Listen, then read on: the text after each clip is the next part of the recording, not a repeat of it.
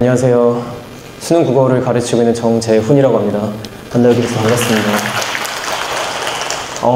설명회를 많이 해봤는데 유독 이 자리가 좀 떨리는 것 같아요. 이유를 생각해보니까 일단 앞에 두 분이 너무 잘생기셔서 긴장이 돼갖고 세 번째 나온 제가 너무 그 긴장감을 다 안고 나오느라고 좀 긴장이 더 되는 것 같고, 두 번째는 이제 어머님들이 제가 듣기로는 마지막은 아니죠.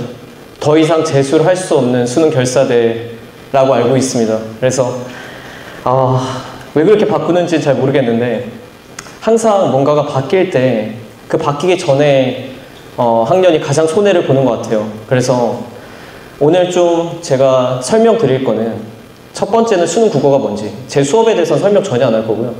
정말 필요한 정보만, 수능 국어가 뭔지, 그리고 수능 국어를 하려면 뭐를 1학년 때부터 준비를 해야만 차근차근 올라와서 고3 때 좋은 성적을 받아서 재수를 하지 않고 자기가 원하는 대학에 갈 수 있을지 라는 그 두 가지 측면에서 말씀을 드려볼까 합니다.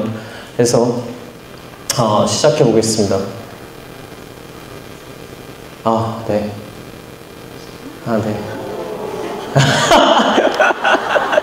너무 크게 웃었네요.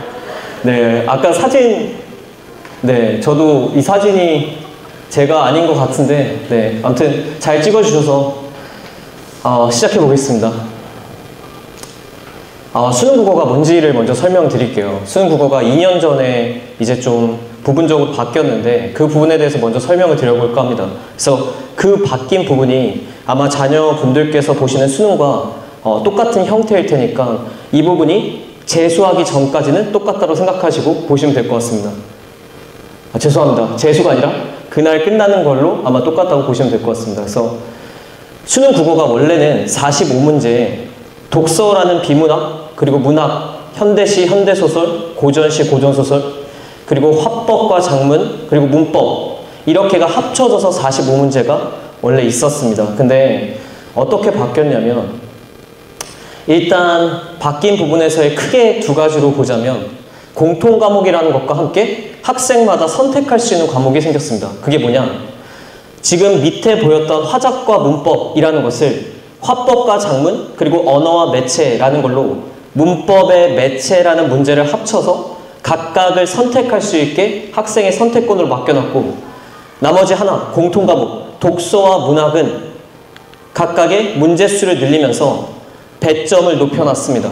그러면 이렇게 바뀐 어떤 수능 국어에서의 가장 중시할 것이 무엇이냐, 그러니까 가장 내가 공들여야 할 부분이 무엇이냐, 당연히 공통과목인 독서와 문학을 고3이 되기 전까지 어느 정도 끝내놓고 올라오는 겁니다. 아이들이 가장 힘들어하는 부분이 일단 독서고, 그 전에 독서를 하기 위해서 문학 같은 것도 세팅이 안 돼 있으면 수능 국어를 고3 때만 새로 시작하기에는 굉장히 무리가 있습니다. 그거는 케이스 바이 케이스도 있지만 제 경험상으로 분명히 뭔가에 엄청난 그 잠재력을 갖고 있는 아이도 조금만 더 시간이 있었으면 고3 때 더 좋은 성적을 받을 수 있었음에도 불구하고 그런 부분들이 굉장히 아쉬움으로 남는 경우가 많았기 때문에 지금부터 마지막 이 수능이 변화되기 전에 이런 부분들을 잘 잡고 가야 된다라고 한다면 독서와 문학 같은 공통과목을 충분히 신경 쓰시면서 가셔야 될 것 같습니다. 그래서 이렇게 일단 바뀌었다. 그리고 조금 더 직관적으로 보여드리자면 모든 학생들은 공통과목 문화와 독서 34문항을 시험을 쳐야 됩니다. 그리고 각각의 아이들이 선택한 선택 과목에 따라서 11문항, 그래서 총 45문항을 시험을 쳐야 되는데, 선택 과목의 배점, 공통과목의 배점을 보시면 당연히 공통과목에 대한 배점이 더 높을 뿐만 아니라 가장 공통과목에 대한 점수에 대한 변별력 자체가 공통과목에서 가장 많이 생기기 때문에 이 부분을 신경 쓰셔야 된다라고 다시 한번 강조드리면서, 그리고 EBS 연계율이라는 게 있었는데 말 그대로 공교육의 강화를 위해서 국가 차원에서 EBS 학습에 따른 수능을 연계해서 출제하라는 게 EBS 연계였습니다. 그래서 문학 같은 경우에는 70% 정도가 연계가 되고 있었는데 그 부분도 50% 정도 간접 연계로 바뀌었습니다. 그래서 나중에 고3 학부모님이 돼보시면 마지막 한 6개월 정도 남기면 가장 급한 아이들의 첫 번째 보이는 패턴이 이제 EBS만 달달 파야겠다라는 게 가장 흔한 패턴이었습니다. 왜냐하면 EBS의 연계율에 기대서 혹시라도 내가 연계한 작품들이 나온다면 그래도 잘 볼 수 있지 않을까라는 기대감. 근데 제가 미리 말씀드리면 그런 경우 절대 없습니다. EBS 연계에 집착해서 고3의 수능 국어를 보내는 순간 이미 수능 국어 자체는 무너졌다라고 보셔도 무방합니다. 그런 것들을 기대지 않고 차분하게 준비를 하면서 EBS에 대한 연계가 된다면 훨씬 더 플러스 알파로 시너지 효과를 낼 수 있다라는 정도만 참고하시면 될 것 같습니다. 그리고 총 문항수는 그대로고 상태평가는 그대로 유지해서 일단은 2027학년도 2028학년도 수능까지는 이렇게 수능 국어가 출제될 예정입니다. 그래서 수능 국어 성적의 점수 산출이 선택 과목이라는 것 때문에 굉장히 뭔가 이슈였는데, 그래서 당시에 평가원이 수능 국어는 좀 이렇게 점수를 낼 거야 라고 올렸던 어떤 자료입니다. 말도 안 되죠, 진짜. 잘 보이시는지 모르겠는데 수학 강사님들께서도 이게 뭐지? 라고 첫 번째 약간 헷갈리실 정도로, 그래서 저 역시 당연히 잘 모르니까 이게 뭘까라고 한 주 정도 곰곰이 연구하다가 한번 정리를 해봤습니다. 이런 얘기를 하고 있는 것 같다. 근데 조정 원점수 산출이나 표준화 점수 산출 같은 것들은 잘 와닿지 않으시죠? 저 역시 마찬가지라서 저희 눈높이에 맞게, 물론 저보다 더 잘하시는 어머님도 많겠지만 그래도 일반인 눈높이에 맞게 제가 한번 정리를 해봤습니다. 아까 쉽게 말해서 공통과목, 독서화, 문학의 점수에 따라서 선택 과목, 언어와 매체와 화법 작문의 점수가 바뀔 수 있다. 무슨 말이냐? 선택 과목, 하나의 선택을 한 화법과 작문을 선택한 집단 A와 언어와 매체라는 다른 선택 과목을 선택한 집단 B가 있다라고 가정을 할 때 각각의 공통 과목 점수가 만약에 언어와 매체를 선택한 집단 B가 더 높다라면, 그러면 두 부류에서 집단 B에게 선택 과목에 대한 표준 점수를 조금 더 상향시켜 주겠다라는 게 지금 아까의 첫 번째 결론입니다. 그리고 두 번째, 그러면 똑같은 90점, 원점수가 같다면 그럼 어떻게 할 것이냐? 원점수가 같다면, 즉 원점수가 같은데 선택 과목이 서로 다르다면 그러면 최종 표준 점수는 공통 과목 점수에 따라 다르게 주겠다. 무슨 말이냐? 두 명 학생 다 90점이라는 원점수가 있습니다. 근데 한 명은 선택 과목 화법과 작문, 선택 과목 1 16점 맞았고 한 명은 선택 과목을 26점 받았습니다. 즉 학생 B가 선택 과목 점수가 더 높죠.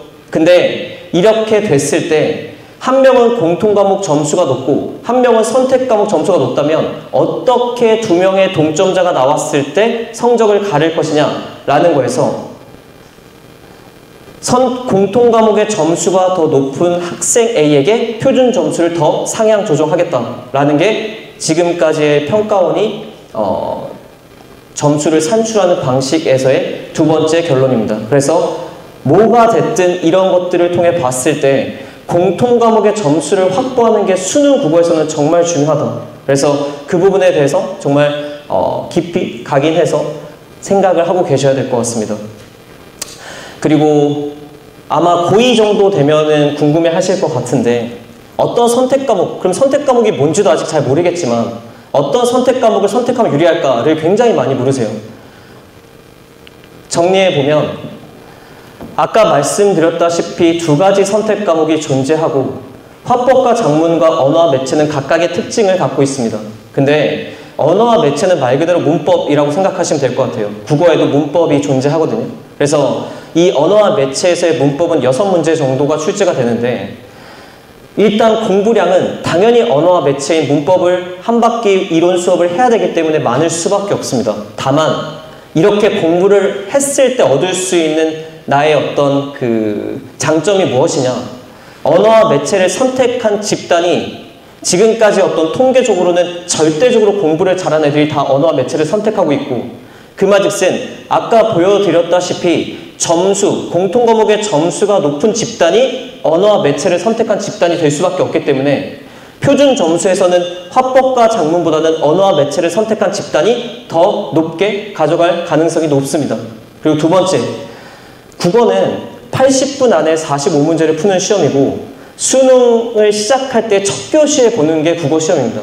그래서 아이들이 굉장한 부담감을 안고 보는데 통계적으로 80분 안에 45문제를 푸는 비율이 전체적인 학생 중에 10%가 채 안 됩니다. 완벽히 푸는 비율이. 그만큼 시간에 많이 쫓기면서 푸는 과목이 국어인데 언어와 매체를 선택한다면 아무래도 문법에 대한 학습이 제대로 되어 있다는 가정하에 빠르게 문제를 풀어낼 수 있기 때문에 시간 단축 면에서는 굉장히 유리합니다. 그래서 한 보통 화법과 작문이 한 15분에서 20분, 그리고 언어와 매체가 빨리 푸는 애들은 한 8분에서 늦게 풀어도 한 15분 정도에 딱 끊어낼 수 있습니다. 그래서 국어에서는 5분이라는 차이가 정말 엄청나게 크기 때문에 이 부분에서 언어와 매체를 선택하는 게 일단은 유리하다. 그리고 마지막에 표준 점수에서도 아까 말씀드렸다시피 언어와 매체를 선택한 집단 자체가 공부를 잘한 집단이 선택하기 때문에 표준 점수에서도 동점일 때 언어와 매체를 선택한 집단이 표준 점수에서 더 상향될 가능성이 높다. 이렇게 말씀을 드리면서 제 개인적인 생각은 만약에 고1 때부터 내가 수능 준비를 한다라고 한다면 딱 두 가지만 뭔가 시키고 있습니다. 첫 번째가 문법인 언어와 매체, 두 번째가 독서. 이 두 가지만 잡고 있어도 그 어떤 순간에도 고3에 올라온다면 그 시간 안에 수능 점수에서의 1등급은 확보할 수 있을 것 같습니다.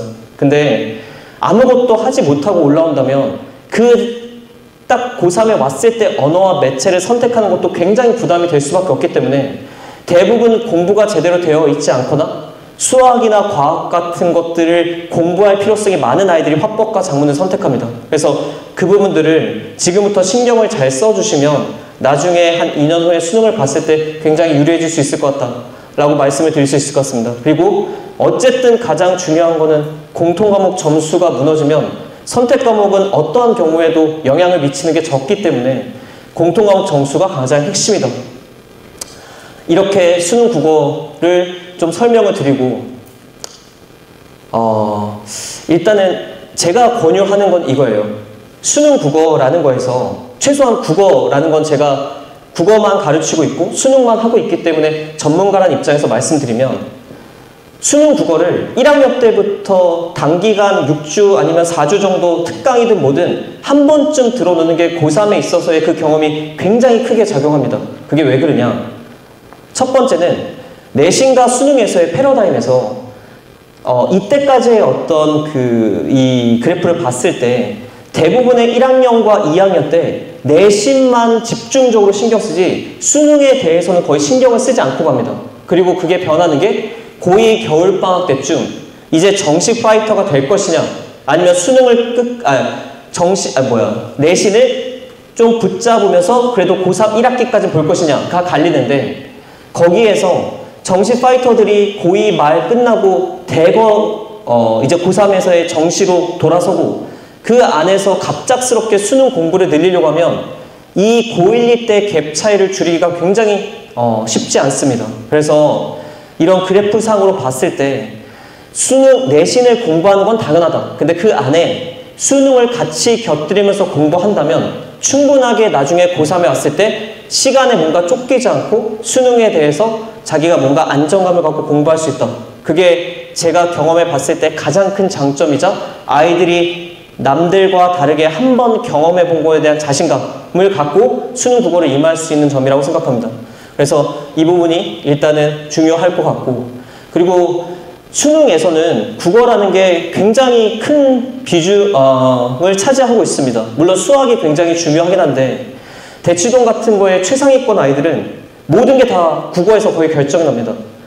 영재고나 과학고나 아니면 대치 8학군에 있는 모든 아이들의 대부분의 수학 점수는 거의 상향에서는 똑같기 때문에 목동도 마찬가지고 그 아이들의 가장 관건은 국어에서 한 문제를 맞출 수 있냐 없냐로 의대가 결정납니다.